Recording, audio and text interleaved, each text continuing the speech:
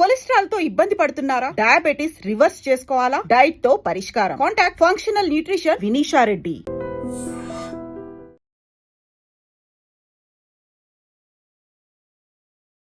ప్రజలు ఇబ్బంది పడితే సినిమాల్లో ఒకరు పుట్టుకొచ్చినట్టుగానే సినిమా వ్యవస్థ వల్ల ప్రజలు ఇబ్బంది పడటం వల్లే రవి పుట్టుకొచ్చాడు. ఇప్పుడు ఐబొమ్మ రవిని అందరూ రాబిన్ హుడ్లా చూస్తున్నారు. అంటే తనలో తప్పు లేదు అనేది సామాన్య ప్రజల యొక్క వెర్షన్.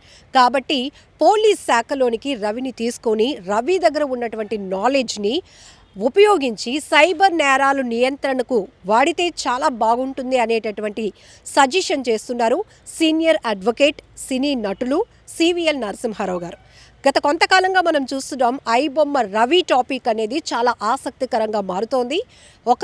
ఒక్క రకంగా చెప్పాలంటే ఇది సినీ పరిశ్రమ వర్సెస్ కామన్ పబ్లిక్ లాగా ఈ యుద్ధం నడుస్తోంది. ఎందుకంటే రవిని సపోర్ట్ చేస్తూ వేల మంది ముందుకు వస్తున్నారు నెటిజన్లు. అంతేకాదు రవి రియల్ హీరో అంటున్నారు. సినిమా వ్యవస్థ ఎంత కమర్షియల్ ఆస్పెక్ట్లో వెళ్తోంది. కోట్లు ఖర్చు పెట్టేస్తున్నాం, కోట్లు రెమ్యునరేషన్ ఇచ్చేస్తున్నాం. ఆ ఆర్థిక భారం అంతా కూడా ప్రజల మీద రుద్దేస్తాం, అందుకనే టికెట్ల రేట్లు పెంచేస్తామని చెప్తున్న సినిమా నిర్మాతలు, సినిమా పెద్దలు ఎందుకు సామాన్య ప్రేక్షకుడు గురించి ఇప్పటి వరకు ఆలోచన చేయలేకపోయారు.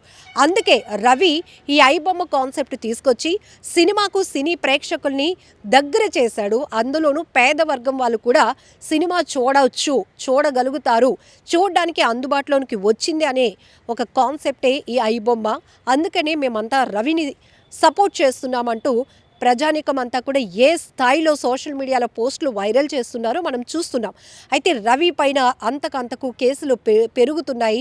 అతన్ని ఎంక్వైరీ చేసిన తర్వాత, అతన్ని కస్టడీలోనికి తీసుకున్న తర్వాత ఇంకా ఈ ఇల్లీగల్ యాక్టివిటీ పైరసీ వ్యవస్థలో ఎవరెవరైతే ఉన్నారో వారందరిపైన చర్యలు ఉంటాయి. ఇంకా కోర్టు కస్టడీ పెంచాలి అనే కాన్సెప్ట్ కూడా అటు పోలీసులు కూడా వెర్షన్ చూస్తున్నాం. అలానే ఈ మనీ లాండరింగ్ కేసు కావచ్చు, లేకపోతే ఇట్లాంటి బెట్టింగ్ యాప్స్ ప్రమోట్ చేశాడనే అలిగేషన్స్ కావచ్చు, వీటన్నిటిపైన కూడా కొన్ని సెక్షన్స్ ఇంకా ఫైల్ అవ్వే అవకాశం ఉంటుంది అనే కోణంలో కూడా ఇప్పుడు అప్డేట్లు చూస్తున్నాం. ఈ తరుణంలోనే నేనున్నాను, రవికి నేను సపోర్ట్ చేస్తాను, రవి కేసుని నేను టేకప్ చేస్తాను అంటూ విశాఖపట్నానికి చెందినటువంటి వకీల్ సాబ్ అడ్వకేట్ సలీం గారు ముందుకొచ్చారు.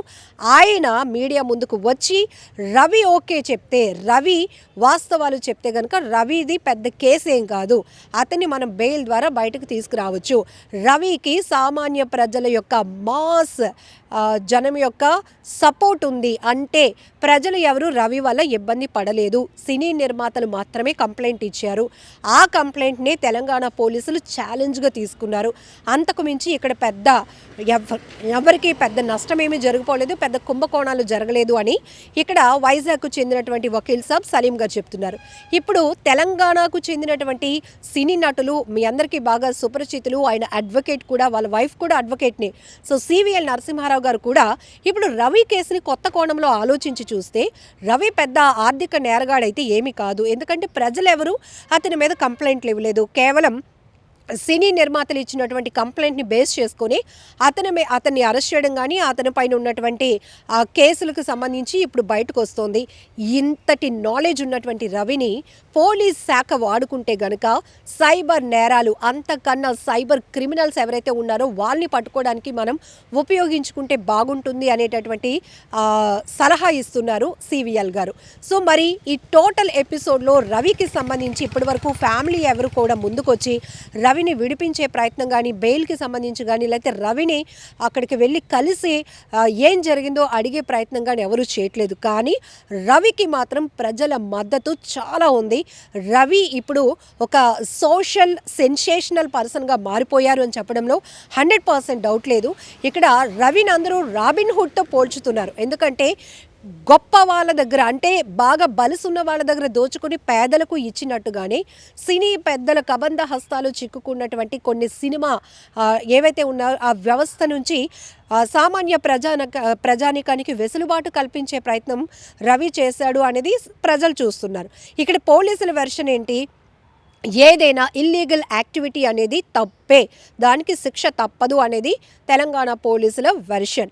సో ఈ రకంగా చూస్తే ఈడీ కూడా ఇంటర్ఫీర్ అయ్యి ఇంకా మిగతా కేసులు కానీ ఇతనికి సంబంధించి ఇంటర్లింక్స్ ఏవైతే ఉన్నాయో ఇంటర్నేషనల్ లెవెల్లో, అలానే కరేబియన్ దీవుల్లో ఇంకా తనకి మంచి నెట్వర్క్ ఉన్నట్టు కూడా గుర్తించారు.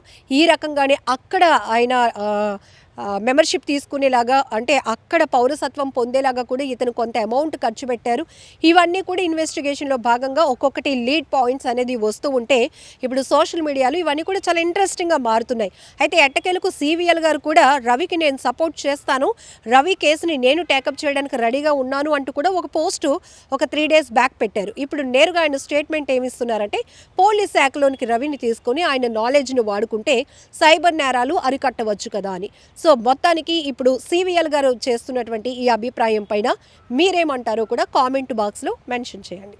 And for more videos, Please subscribe to iDream. Please subscribe to iDream. Please subscribe iDream. And please subscribe to iDream.